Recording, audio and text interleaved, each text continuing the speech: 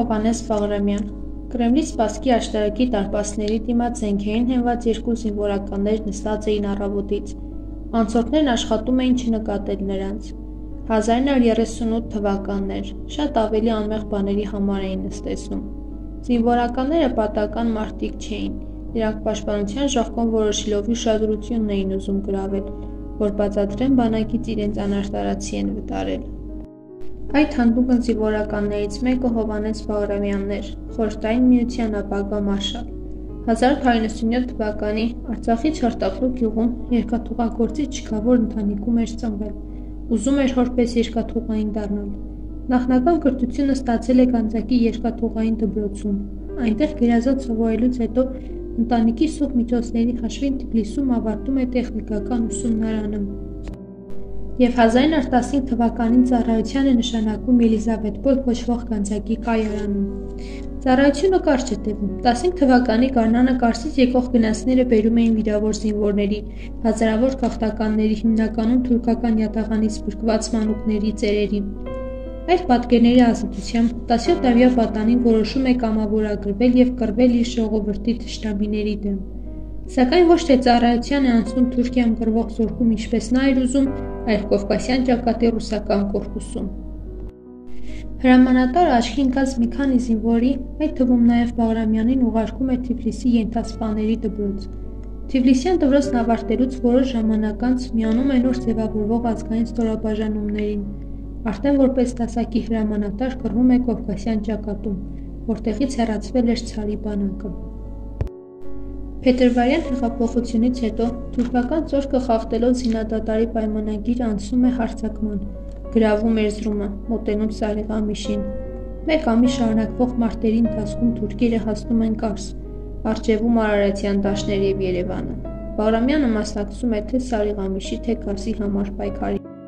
Ամենագլխավորը նաև Սարդարապատի ճակատամարտին: Այդ հաղթանակի շնորհիվ պահպանվում են այն տարածքները, որտեղ վերածնվում է հայկական պետությունը: Հայ ժողովուրդը ապացուցեց, որ ինքն ինչպես կառուցել ու շենացնել գիտի, այնպես էլ ոսողին հարվածել գիտի: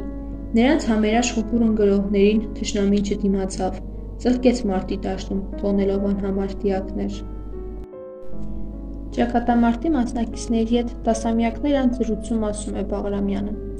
1920 թվականին Հետզելազորի պորուչիկը Ալեքսանդրապոլում սիրահարվում է կյանքում առաջին և վերջին անգամ: Ֆաբրիկատիրոջ դուստր գեղեցկուհի Թամարը նշանած ուներ և պատրաստվում էր շուտով ամուսնանալ: Այդ ընթացքում Բաղրամյանը միանում է խորհրդային զորքին, իսկ Հայաստանի խորհրդայնացումից հետո լուր է ստանում. Թամարայի ամուսինը սպանվել է և այրին երեխայի է սպասում: Անմիջապես վերադառնում է և կրկին ամուսնության առաջարկ անում: Այդ արարքը հուզում է տեռատի կնոջը, նրանք ամուսնանում են, նորածին տղային մեծացնում է սեփական որդու պես, հետո ծնվում է դուստրը: 1931 թվականին փոխադրվում է Կիևի ռազմական շրջան: Ստալինյան բռնաճնշումները չեն շրջանցում Բաղրամյանին: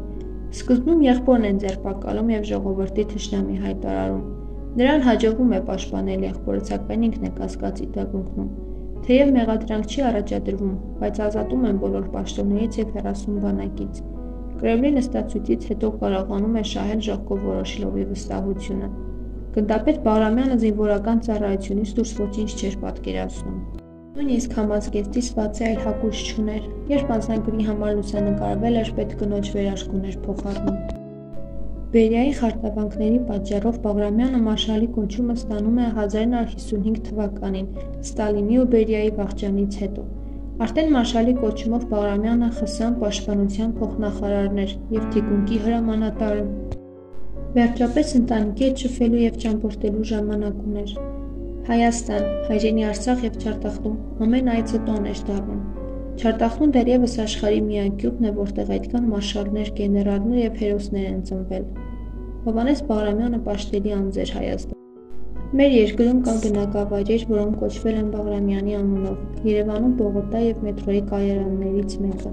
Տեղադրվել են արձաններ նվիրված Բաղրամյանին: Բաղրամյանն ասել է. «Մենք հայերս հերոսական ժողովուրդ ենք: Կարող ենք մեր երկիրը ոսողներից պաշտպանել, հարկ եղած դեպքում հերոսաբար կռվել: Ուստի ամեն մի հայ երիտասարդ պետք է անցնի զինվորական բովով, սովորի զինվորական արվեստը, պատրաստ լինի իր ժողովրդի պատիվը պաշտպանելու»: Հովհաննես Բաղրամյանը կյանքից հեռանում է 1982 թվականին։ Նա իր վերջին հանգիստն է առնում Կրեմլի պատեային հերոսների կողքին, որոնց մարտական ոգին և լեգենդարարիությունը մի քանի անգամ փրկել էր երկիրը համընդանուր չարիքից։ Ցավալիորեն Մարշալի մահից մի քանի տարի անց, մինչև արցախյան հակամարտությունը ամբողջությամբ հայ բնակչություն ունեցող Չարտախլուն հայաթափվում է։ Ադրբեջանցիները վերացնում են հայերի բոլոր հետքերը, սակայն Մարշալի հիշատակը դիմագրավում է ժամանակի բոլոր փորձություններին։